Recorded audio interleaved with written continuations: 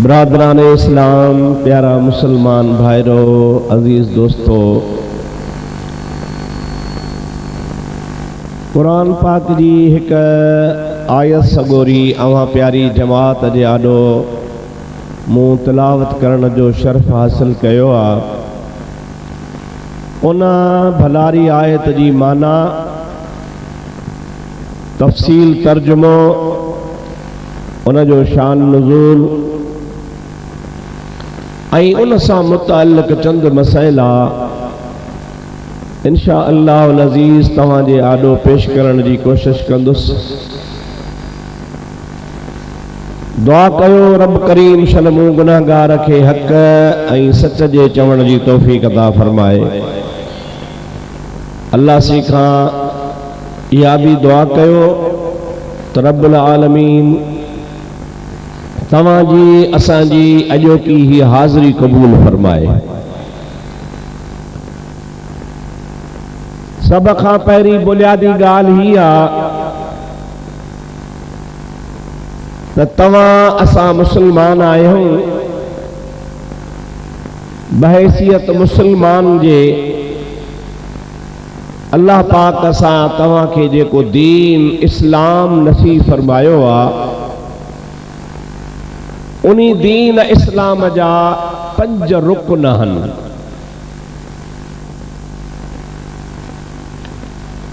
पंजनि रुकननि जो मतिलब इहो आहे त जीअं का बि इमारत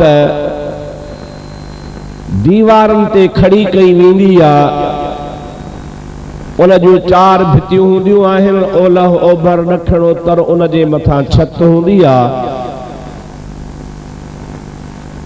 उहे उन जाइ जा रुकन चइबा आहिनि। अल्लाह पाक जेको तव्हां असांखे दीन इस्लाम अता फरमायो आहे, इन जा रुकन 5 आहिनि। रसूलुल्लाह सल्लल्लाहु अलैहि वसल्लम जी हदीस पाक आहे, जंहिंमें पाण फरमायो अथनि त बुनियल इस्लाम अला खमसिन, इस्लाम जो बुनियाद रखियो वियो आहे 5 शयुनि ते। पहिरीं ॻाल्हि जेका आहे उन 5 रुकननि मंझां, उहा आहे ला इलाहा इल्लल्लाह मुहम्मदुर रसूलुल्लाह।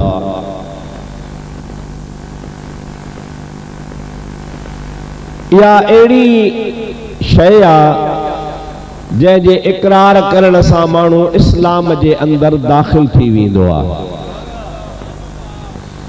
अॻ में कुफर में हुजे, यहूदी हुजे, नसारो हुजे, यहूदी हुजे, हिंदू हुजे, कहिड़े बि ॿिए मज़हब सां वास्तो रखंदड़ हुजे, पर जॾहिं दिलि जे सचाईअ सां, पंहिंजे ज़ुबान मुबारक सां खुशी सां चवंदो ला इलाहा इल्लल्लाह मुहम्मदुर रसूलुल्लाह, त अल्लाह जे हबीब करीम फरमायो आहे उहो दीन इस्लाम में गोया दाख़िल थी वियो।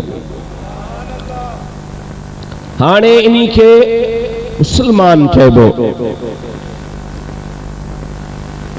पर उन खां बाद में वरी उन जे मथां के जवाबदारियूं, के ज़िम्मेदारियूं, के ड्यूटियूं आहिनि जेके उनखे करणियूं आहिनि। रुगो नाले जो मुसलमान न, बल्कि कम जो मुसलमान थे।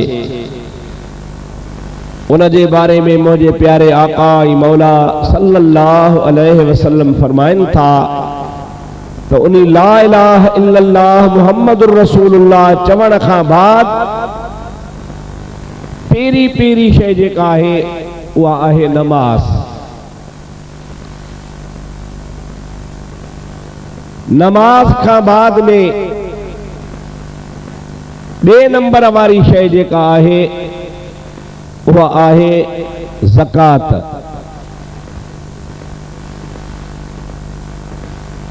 उन खां पोइ 3 नंबर ते जेका शइ आहे उहो आहे हज। 4 नंबर ते जेका आख़िरी शइ आहे उहो आहिनि रमज़ान शरीफ़ जा रोज़ा। 4 इहे नमाज, ज़कात, हज, रमज़ान शरीफ जा रोज़ा, 4 इहे ऐं इब्तिदा वारी पहिरीं ॻाल्हि पंजी उहा आहे ला इलाहा इल्लल्लाह मुहम्मदुर रसूलुल्लाह। अवां जेकॾहिं इन्ही सभिनी शयुनि ते, पंजनि शयुनि ते गौर कंदो, हिकिड़ी हिकिड़ी शइ जी मां तशरीह करे तव्हांखे अर्ज़ु कयां त ला इलाहा इल्लल्लाह मुहम्मदुर रसूलुल्लाह अमीर हुजे, ग़रीब हुजे, नंढो हुजे, वॾो हुजे, शाहूकार हुजे, मज़दूर हुजे, उन्ही हर हिक जे मथां इहा लाज़िम ऐं वाजिबात हो ला इलाहा इल्लल्लाह मुहम्मद रसूलुल्लाह चवे। उन खां पोइ ॿिए नंबर में जेका नमाज़ आहे, उहा नमाज़ बि हर हिक जे मथां आहे।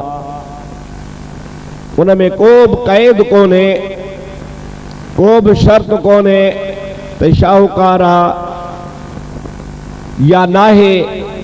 बहरहाल हर हाल में नमाज उन ते फ़र्ज़ आहे। उन नमाज खे अल्लाह जो हुकुम त पढ़, अर्ज़ करे थो या अल्लाह मां त बीमार आहियां, पढ़ी नथो सघां, बीही नथो सघां। रब फरमाईंदो आहे तो बीही नथो सघीं त वेही पढ़। सही वेही बि नथो सघां,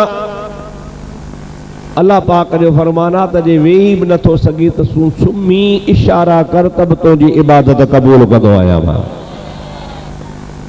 पर इहा माफ़ नाहे, इन में कंहिं बि क़िस्म जी रिआयत नाहे। बस इहा रिआयत आहे त जेकॾहिं माण्हू मुसाफ़िरी ते वञे त 4 रकातुनि मां 2 रकातूं पढ़े, एतिरी रिआयत आहे। बाक़ी माफ़ कंहिं बि हालत में कान थींदी।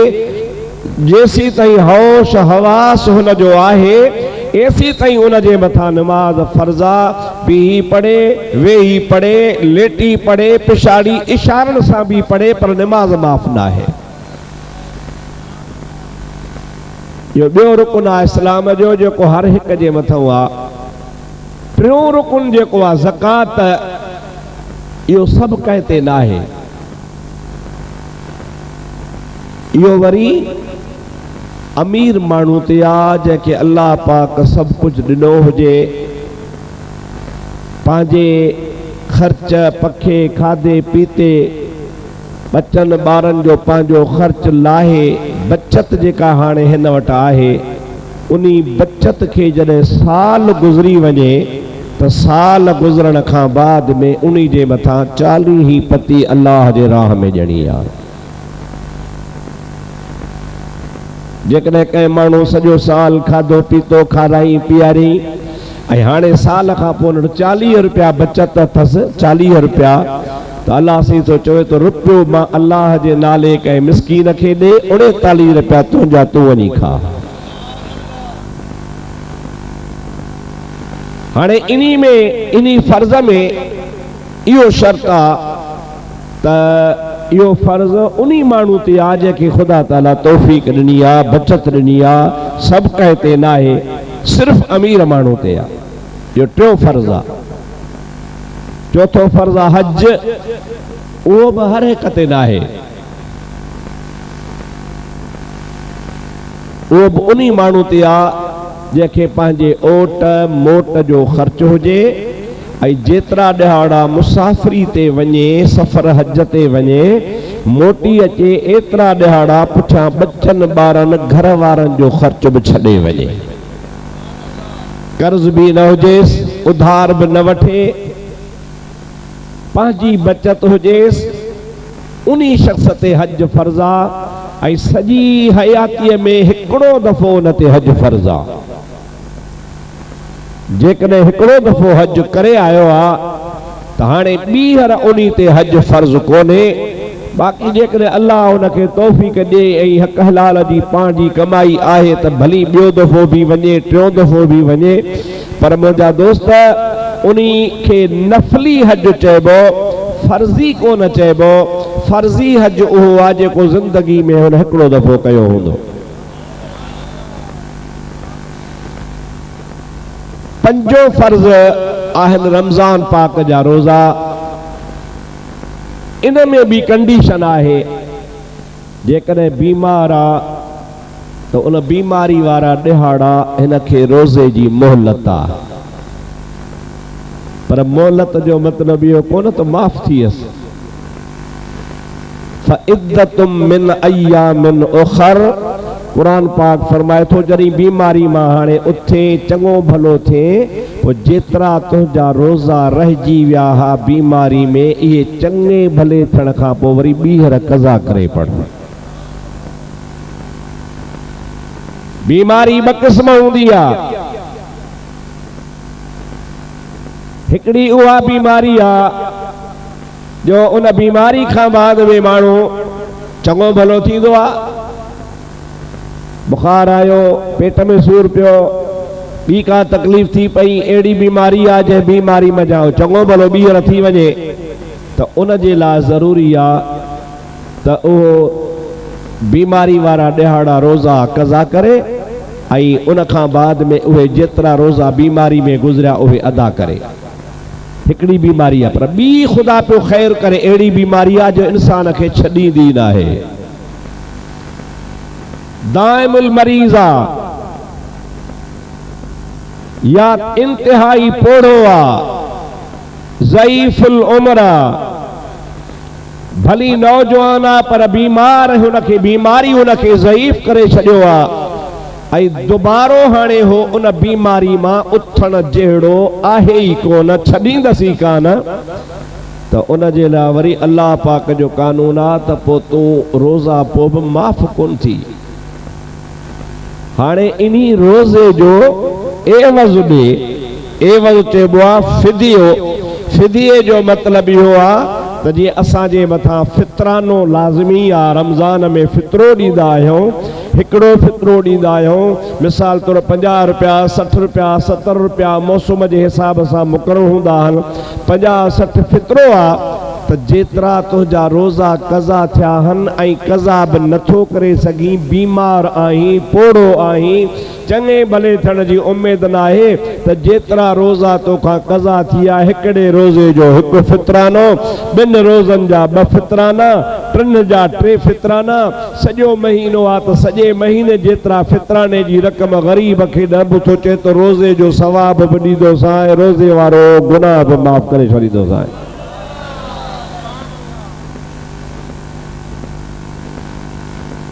इहे 5 इस्लाम जा रुकन आहिनि ऐं 5 ई अहिड़ा आहिनि जेके तव्हां असां करे सघूं था। जेकॾहिं गौर कजे, तवज्जो कजे, असांजा मुस्लमान भाइर बहानो कंदा रधा नथो रखी सघां, यार ॾाढो ॾुखियो ॿार आहे, ॾाढी तकलीफ़ आहे, कीअं कंदुसि, इहे सभु कूड़ा बहाना आहिनि। अल्लाह पाक पंहिंजे बाननि जे मथां अहिड़ो बार रखियो ई कोन्हे जेको बानो न करे सघे। रब चए थो त मां तो ते बार एतिरो रखियो आहे जेको तूं करे सघे। हाणे मां तव्हांखे इहा तशरीह करे ॿुधाई, ला इलाहा इल्लल्लाह मुहम्मद रसूलुल्लाह चवण में को बार कोन्हे। निमाज़ में भी कोई बार कोन्हे, बीही पढ़, बी नथो सघी वेही पढ़, वेही नथो पढ़ी सघी त सुम्ही इशारा कर। आख़िर तोखे एतिरी बि ताक़त कान्हे जो इशारो करे सघी त पोइ तुंहिंजे त दिलि खोटी उज़र घणा। ज़कात सभिनी ते कान्हे, ग़रीबनि ते कान्हे, अमीर ते आहे, जेके अल्लाह ॾिनो आहे उहो ॾे। हज बि ईअं आहे, अमीर ते आहे त वञे, न आहे त ठहियो। रमज़ान शरीफ़ जा रोज़ा बि चङो भलो आहे त रख, जो बीमारी आहे त माफ़ी आहे। उनजो मुतबादिल सूरतूं आहिनि, क़ज़ा कर या उनजो फिदियो ॾे, लेकिन माफ़ी कंहिं बि हालत में कान्हे का। कुरान शरीफ़ में अल्लाह ताला फरमाए थो, मां तव्हांखे ॿुधायां, अवां उन ते गौर कयो, पोइ मूंखे हिकिड़े ख़ुसूसी अहम मसइले ते ॻाल्हाइणो आहे। सभई पढ़ो सल्लल्लाहु अलैका या रसूल अल्लाह वसल्लम अलैका या हबीब अल्लाह। खुली खुली चो सल्लल्लाहु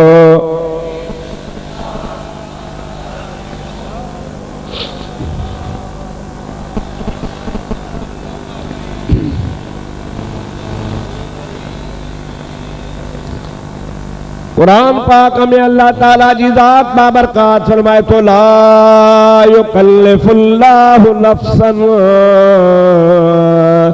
इल्ला वुसअहा।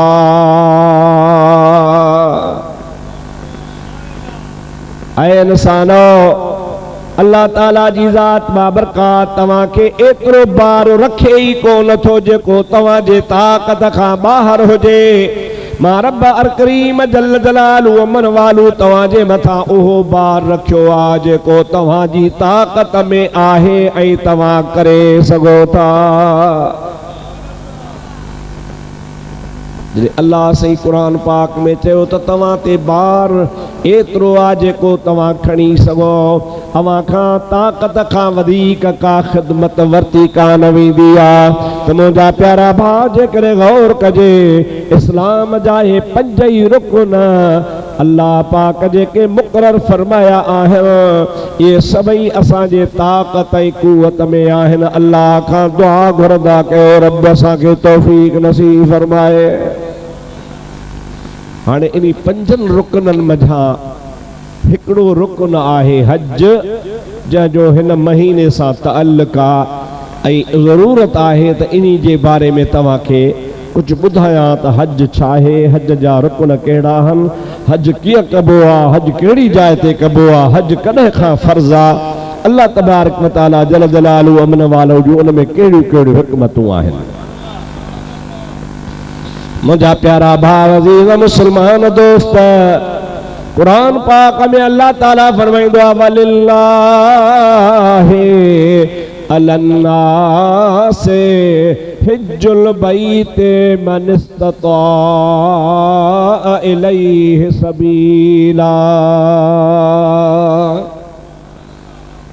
रब से फरमाए तो जंहिंखे मूं ताक़त ॾिनी आहे, रस्ते जो सफ़र आहे, सफ़र में आसानी आहे, सिहत आहे, ओट मोट जो भाड़ो किरायो आहे, मन इस्तता इलैहि सबीला, उन काबतुल्लाह शरीफ ते पहुचण जी हुन में इस्तिताअत आई, तौफ़ीक़ आहे। अल्लाह ताला फरमाए थो जेकॾहिं मुंहिंजे बैत काबे पाक में पहुचण जी तोखे तौफ़ीक़ ऐं ताक़त आहे त ज़िंदगीअ में हिकिड़ो दफ़ो मुंहिंजे काबे जो दीदार करे वञ। उते तोखे अचणो पवंदो ऐं अल्लाह पाक जे ॾसियल तरीक़े मुताबिक़ तूं उते हाज़िर थींदे, शरीयत जीअं चवे कीअं काबे में दाख़िल थिबो, कीअं इहराम ॿधबो, कीअं तवाफ़ कबो, कहिड़े नमूने सां सफ़ाई मरवो ड्रोड़बो, उन खां बाद में वरी कीअं मिना शरीफ़ वञिबो, मिना खां बाद में वरी अरफात में कीअं वञिबो, अरफात खां बाद वरी वापसि मिना कीअं अचिबो, उन खां पोइ वरी तोखे काबे पाक जो तवाफ़ कहिड़े नमूने सां करिणो आहे, उहे सभु शरीयत पाक असांखे ॿुधाया आहिनि। पर अल्लाह ताला फरमाए थो त सारी ज़िंदगीअ में हिलाल जे कमाई मां हिकिड़ो दफ़ो तोखे बैतुल्लाह अचणो ई अचणो आहे। मुंहिंजा प्यारा भाउ अज़ीज़, उन बैतुल्लाह शरीफ जी भी अजीब तारीख़ आहे। अल्लाह जे ज़ात बाबरकात बैतुल्लाह शरीफ के दुनिया जे तख्ते ते सारी कायनात का अव्वल ज़मीन ते रखलायो आहे। कुरान पाक में अल्लाह से फरमाए तो इन्ना अव्वल बैतिन वुदिअ लिन्नासि लल्लज़ी बिबक्कत मुबारका। आदम अलैहिस्सलाम दुनिया ते आयो ही कोन हो, को इंसान दुनिया ते हुयो ही कोन को इंसान त ठहियो पर को ज़मीन ते झुॻो कोन हो, घर कोन हो, माड़ी कान ही, मनह कोन हो, छपर कोन हो, का शइ कान ही, खुदा जी ज़ात ही ऐं खुदा जो फर्श हो। अल्लाह ताला जी ज़ात बाबरकात फरमाए थो सभ खां अव्वल ज़मीन जे तख्ते ते जाते मक्को पाका, उन मक्के वारी जाइ ते मां रब करीम सभ खां पहिरियां मलाइकनि खां पंहिंजो काबतुल्लाह ठहरायो।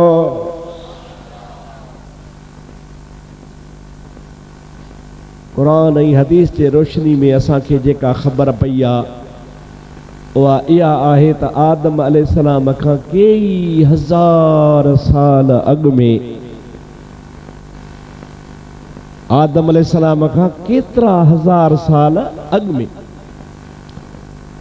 मक्के पाक जे शहर में जाथे काबो शरीफ आ, उन्ही जाइ ते अल्लाह पाक याकूत जे पत्थर मां, वो याकूत जो पत्थर भी जन्नती पत्थर हो,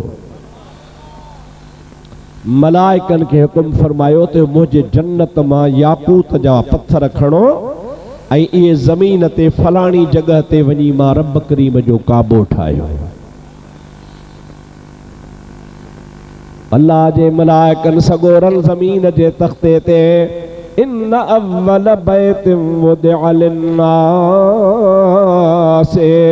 लल्लज़ी बिबक्कत मुबारका, ओ बरकत वारो घर रब पाक जे हुक्म सां उन मलाइकन ज़मीन जे तख्ते ते मक्के पाक जे शहर में अल्लाह जो घर जे नाले सां उन जाइ ते मलाइकन काबो ठाहियो, याकूत जे पत्थर मां ठाहियो, जेको अॼुकल्ह पत्थर जो ठहियल आहे, अॼुकल्ह गारे गप सीमेंट ऐं गच मां ठहियल आहे।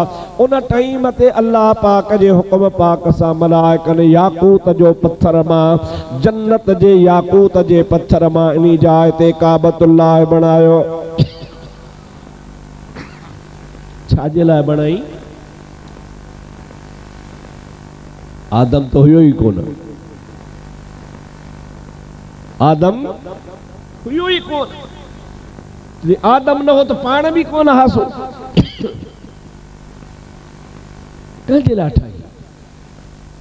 अल्लाह ताला फरमाए तो मुंहिंजा ॿिनि क़िस्मनि जा मलाइका, हिकिड़ा उहे मलाइका जेके आसमाननि ते रहंदा हा, ऐं ॿिया वरी मुंहिंजा उहे मलाइका जेके ज़मीन ते रहंदा हा।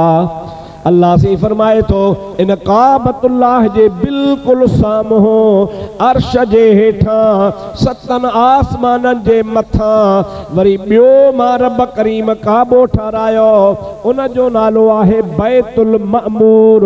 वो बैतुल मामूर वरी अर्श खां हेठां आसमान खां मथे आ, बिल्कुल उन्हीअ जे साम्हूं ज़मीन ते वरी काबो ठहियल आहे। इन्हीअ जे करे अल्लाह ताला ये ॿई काबा ठाराया त जेके ज़मीन वारा मलाइकनि से ज़मीन वारे काबे जो तवाफ़ कनि ऐं जेके आसमान वारा मलाइकनि से वरी बैतुल मामूर जो तवाफ़ कनि।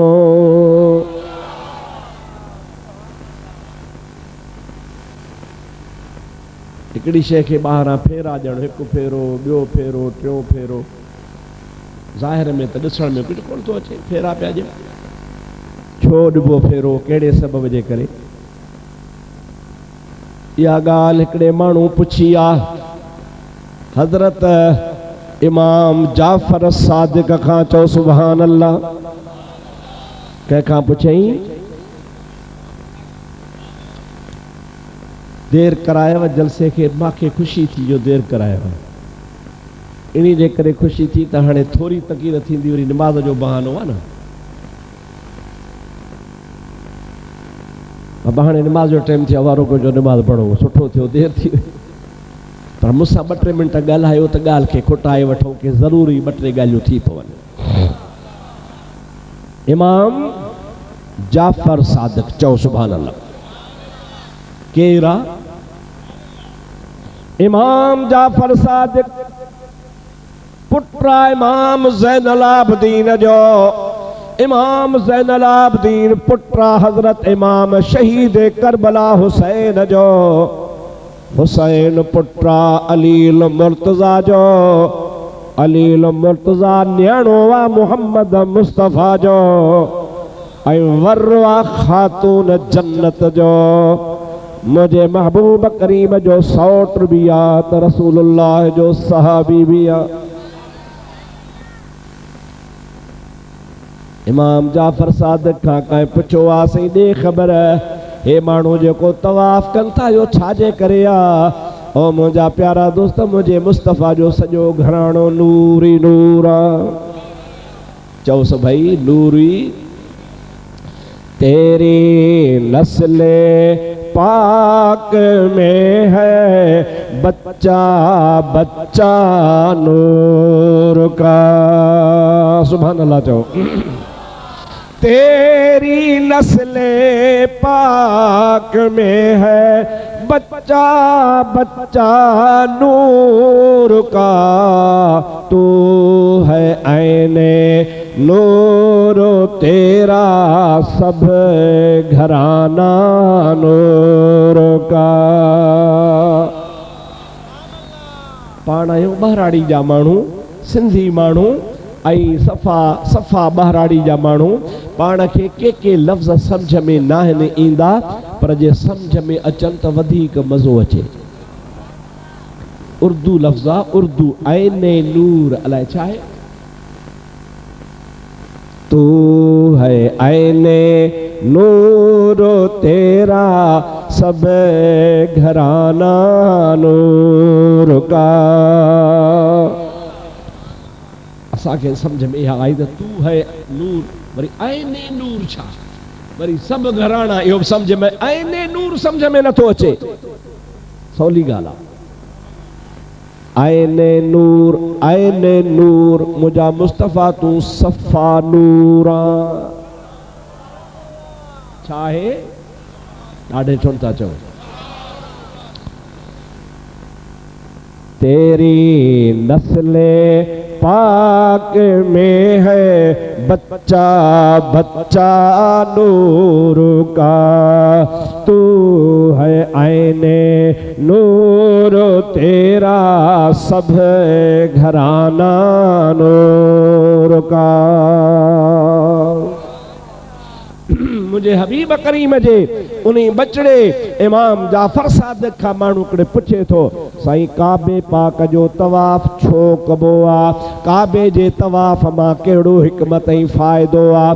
इमाम सोणो मोहम्मद जाफर सादिक रज़ियल्लाहु ताला अन्हु फरमाइनि था, अदा इहो सुवाल मूं पंहिंजे बाबे ज़ैनुल आबिदीन खां कयो हो। बाबे चयो त मां इहो सुवाल सोणे हुसैन बाबे खां कयो हो। हुसैन थो चवे इहो सुवाल मूं पंहिंजे बाबे हज़रत अली उल मुर्तज़ा खां कयो हो। अली उल मुर्तज़ा फरमाए थो इहो सुवाल मां मिठे मोहम्मद करीम खां कयो हो। हाणे मुस्तफ़ा इन जे बारे में बयान कयो आहे। अचो त तव्हां के बुधाया त तवाफ़ जो मतलब छा है। हाणे त ॻाल्हि पकी पई थिए न, ॻाल्हि कजे सनद सां। हाँ, इमाम जाफर सादिक ॿुधो पंहिंजे बाबे ज़ैनुल आबिदीन खां, बाबे ज़ैनुल आबिदीन ॿुधो पंहिंजे बाबे हुसैन खां, सोणे हुसैन ॿुधो पंहिंजे बाबे हज़रत अली खां, ऐं सोणे अली साईं ॿुधो पंहिंजे महबूब नबी मोहम्मद करीम खां। अल्लाह जो हबीब तो फरमाए, अब्बा तव्हां सुवाल कयो आहे त तवाफ़ छाजो आहे, अचो त मां तव्हांखे ॿुधायां। रब करीम क़ुरान में फरमायो, इज़ क़ाल रब्बुका लिल मलाइकते इन्नी जाइलुन फिल अर्द खलीफ़ा। ओ मुंहिंजा प्यारा मलाइको, मां रब करीम जी मर्ज़ी थी पई आहे त मां पंहिंजो ज़मीन ते ख़लीफ़ो मोकिलियां। इंसान ठाहियां, आदम ठाहियां, मलाइको मुंहिंजी मर्ज़ी आहे त मां ठाहियां। मलाइकनि चयो त न सही न ठाहे। यस्फ़िकु दिमा रत वहाईंदो, नहनु नुसब्बिहु बिहम्दिका व नुक़द्दिसु लक। असां तुंहिंजी हमद ऐं सना बयान कंदासीं, तुंहिंजी इबादत कंदासीं। ऐं मुंहिंजा मौला आदम खे पैदा करे छा कंदे, ज़रूरत ई कान्हे का यो खूनी या खून कंदो, खूनी खे पैदा न फरमाए। अलाह चयो मां पैदा थो कयां, हिन चयो त न। अल्लाह पाक जी ज़ात बाबरकात फरमायो, भला बि अचो। तव्हां आदम ते इतराज़ था कयो, मां आदम ठाहियां थो, हाणे तव्हांजो मुनाज़रो करायां थो। अल्लम आदमल अस्माअ कुल्लहा सुम्मा अरदहुम अलल मलाइकते फ़क़ाल अंबिऊनी बिअस्माइ हाउलाइ इन कुन्तुम सादिक़ीन। कुरान पाक में अल्लाह ताला फरमाए तो मां हर शय जेका ज़मीन ते आ उन जा नाला आदम खे पढ़ाया सेखारिया। उन खां पोइ मलाइकनि खे चमचो अवां हिन आदम ते एतिराज़ था कयो, चओ था त इहो खून कंदो, भला ॾिसूं तव्हां वधीक या ही वधीक। अवां जो मुनाज़रो कराइजे थो, ख़बर पाण ई पइजी वेंदी। मलाइको ॿुधायो हिननि शयुनि जो नालो छा आहे? ख़ुदा सेखारियो नी कोन त छा ॿुधाईंदा? सुब्हानक ला इल्म लना इल्ला मा अल्लमतना इन्नक अंतल अलीमुल हकीम। मलाइका चवनि था मोजा मौला सां बस कई, सुब्हानक तुंहिंजे लाइ पाकाई आहे, ला इल्म लना असां वटि इल्म कोन्हे, इल्ला मा अल्लमतना बस एतिरी ख़बर आहे जेका तूं असांखे सेखारी आहे। इन्नक अंतल अलीमुल हकीम बेशक तू रब अलीम यानी इल्म वारो भी आ, हिकमत वारो भी आ। असांखे अचे ई कोन थो हे अलाए छा आहे। आदम खे रब चए थो आदम हिननि त बस कई, हाणे तूं ॿुधाए। क़ुरान में लफ़्ज़ कहिड़ो आहे? अस्मा कुल्लहा। छा नगर मिलियो अथव या मिलंदो आहे? ॻाल्हायो, मिलंदो? साईं वेठो आहे चवे थो त मिलंदो। मां यार करे आयो आहियां नगर।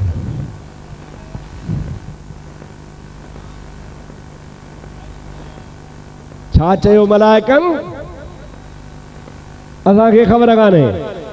ऐं रब आदम लाइ छा थो फरमाए? अल्लम आदमल अस्मा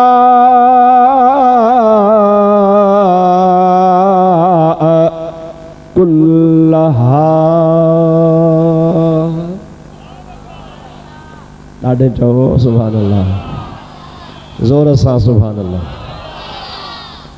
इहो न मुल्ला जो कौल आहे, न मौलवी जो कौल आहे, न भिटाई जो बैत आहे, न कंहिं तारीख़ जी ॻाल्हि आहे। अल्लाह जे क़ुरान जी आयत आहे। हे आलिम, हे हाफ़िज़, हे पीर, हे फ़क़ीर, हे कारी, हे दरवेश वेठा आहिनि मस्जिद भर में आहे। क़ुरान शरीफ़ खणी आहे त मां तोखे खोले ॾेखारियां त क़ुरान में लिखियो पियो। अल्लाह सी फरमाए थो कुल्लहा कुल्लहा, सभु कुझु इल्म मूं आदम खे ॾिनो। अदा जेकॾहिं आदम खे अल्लाह साईं कुल शइ जो इल्म ॾिनो, पुछो वहाबिन खां, दादू जे वहाबिन खां निभागा जे आदम खे कुल शइ जो इल्म मिलियो आहे त मुहम्मद मीर खे छा न ख़ुदा ॾिनो हूंदो।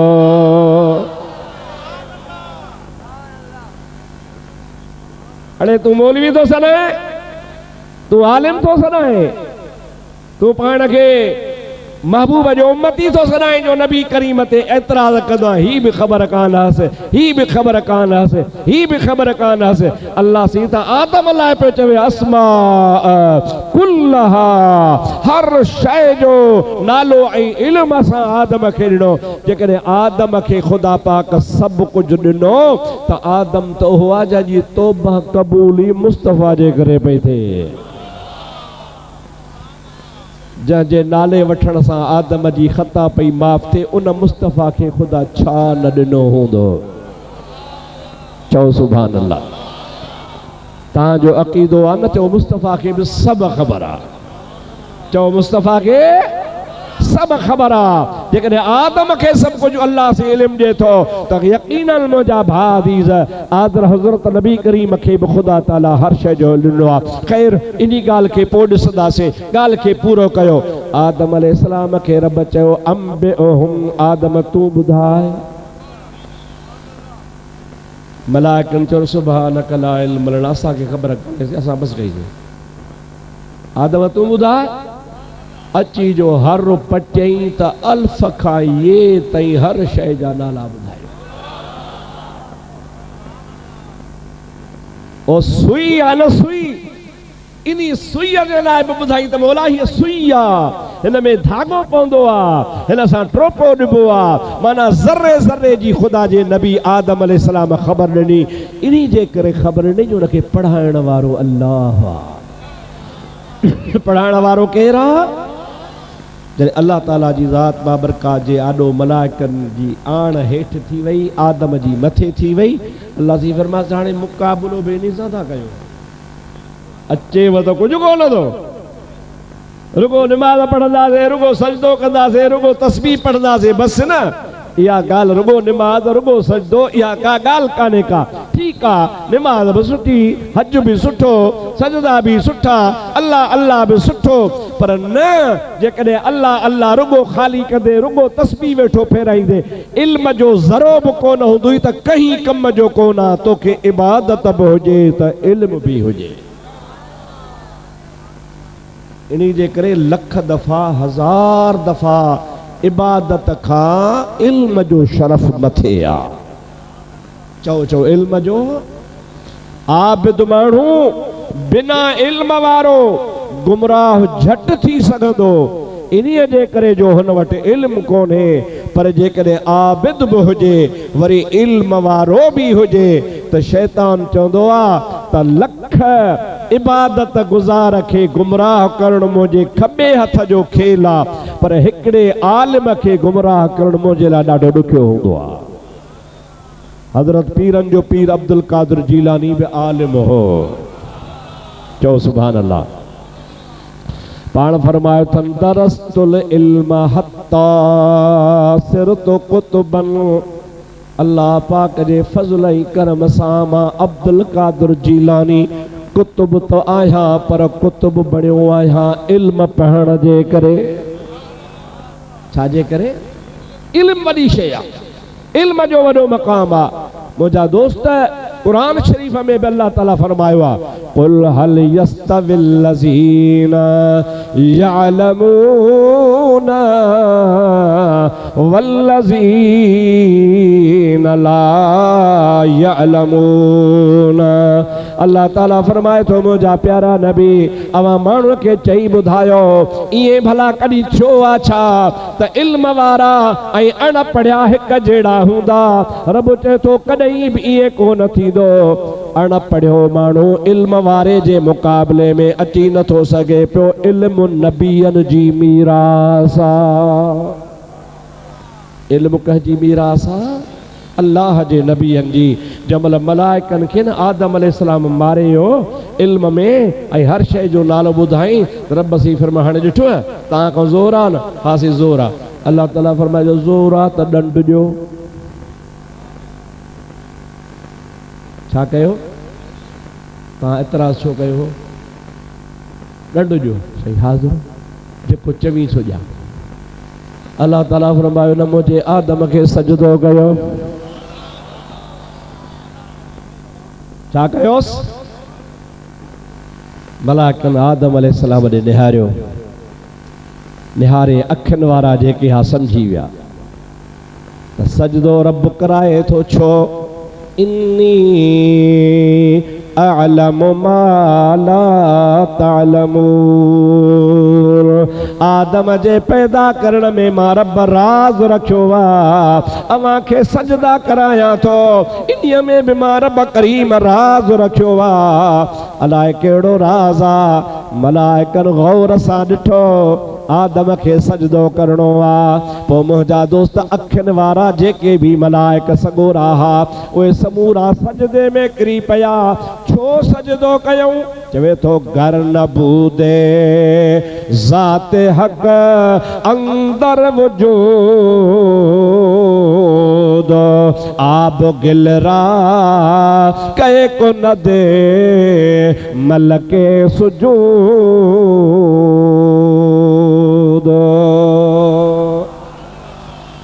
मलाइकनि जो गौर सां ॾिठो, त बहानो आदम आ, बहानो ओड़ो त आदम आ। ज़ाहिर में त ॾिसजे आदम थो मिटीअ जे पिनोड़े मां ठहियो आ, पर हक़ीक़त में रब सजदो इन्हीअ जे करे कराए थो जो आदम जे पेशानीअ में रसूलुल्लाह जो नूर आ। छा हुयो चो रसूलुल्लाह जो नूर मुबारक हो। उन्हीं नूर जे करे रब करीम सजदो पे करायो। अल्लाह ताला जी ज़ात बाबरका जा मलाइक आदम खे ॾिठो ई कोन, कोनी मुस्तफ़ा जे नूर जाॾो झुकी सभु सजदे में किरी पए। हिकिड़ो सीट जी बीठो, हिकिड़ो उन्हीं खे साड़ थियो। छा थियो उन्हीं खे अदा? उन्हीं सजदो न कयो। जेके मलाइक सगोरा नूर खे ॾिसी सजदे में किरिया उहे मक़बूल बणिजी विया। छा बणिजी विया? ऐं हिकिड़ो हुयो बि सभिनि में वॾो, पढ़ियो लिखियो बि घणो हो, पर हसद कयईं, साड़ कयईं, उन नूर खे ॾिसी न सुञातई। अल्लाह ताला जी ज़ात बाबरकात उनखे तड़े छॾियो। अबू जहल अंधो थियो पर काठ पियो कलमा पढ़े, काठ पियो कलमा पढ़े, सो थोड़ो बि थियो भागल भरियो, मुंहिंजा मिठा तुंहिंजे करे। अॼु तार मां पेड़ो तरियो, मुंहिंजा मिठा तुंहिंजे करे। गम दर्द वारो वरियो, मुंहिंजा मिठा तुंहिंजे करे।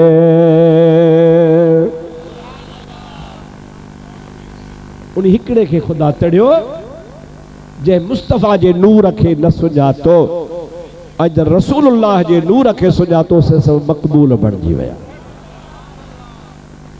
मुंहिंजा दोस्तो अज़ीज़ो, रब करीम जी ज़ात बाबरकात फरमायो। हाणे तव्हां जेको एतिराज़ कयो हो, अव्हां जेका ॻाल्हि कई ही त आदम खे पैदा न कर, इहा बेअदबी हुई जो अल्लाह जे आॾो पिया चओ मां चवां ठाहियां थो, तव्हां चओ त न ठाह, इहा बेअदबी आहे। इन बेअदबी जी माफ़ी कीअं मिलंदव? ओ मुंहिंजा मौला जीअं हुक्म करी। अल्लाह ताला फरमायो जेके ज़मीन ते मलाइका आहियो, इहे ज़मीन वारे काबे खे तवाफ़ कयो, ऐं जेके आसमान ते आहिनि से बैतुल मामूर खे तवाफ़ कनि त तव्हांजी इहा बेअदबी माफ़ करे छॾियां। अल्लाह पाक उन्ही बैतुल मामूर ऐं बैतुल्लाह खे ज़मीन वारनि खे हुकुम थियो बैतुल्लाह खे तवाफ़ कयो, ऐं आसमान वारनि खे हुकुम थियो बैतुल मामूर खे तवाफ़ कयो। अल्लाह ताला फरमाए हाणे वरी आदम थो ज़मीन ते वञे, उन जा बच्चा, उन जी औलाद, उन जो नस्ल, उहे बि ग़लतियूं ख़ताऊं कंदा, उन्हनि खे बि माफ़ ईअं कंदुसि जीअं मलाइको अवां काबे जो ऐं बैतुल मामूर जो तवाफ़ कयो आहे, अवां जा ॾोह बख़्शजी वञनि था। पोइ जेकॾहिं आदम जी औलाद ख़ता कंदी, मां काबो ज़मीन ते बरक़रार रखां थो। पोइ उनखे जॾहिं अल्लाह जे प्यारे आदम नबीअ जी औलाद तवाफ़ कंदी त उन्हनि जा बि गुनाह माफ़ थी वेंदा। हज़रत इमाम जाफ़र सादिक फरमाए थो, इहा किस्सो सनद सां पंहिंजे नाने रसूलुल्लाह खां ॿुधो आहे त तवाफ़ इन्ही जे करे आहे त बानो तवाफ़ करे त गुनाह बख़्शजनिसि। चओ सुभान अल्लाह। हाणे तव्हां सम्झी विया हूंदा त तवाफ़ छाजे करे आहे। अबा तवाफ़ छाजे करे सम्झी विया न ॻाल्हि? इहा सॼो महबूबन करीमन पाण बयानु कयो आहे त ही नमूनो हो, उन नमूने जे लाइ रब करीम जी ज़ात बाबरकात हाणे अल्लाह पाक क़दरीन आदम खे ज़मीन ते मोकिलियो।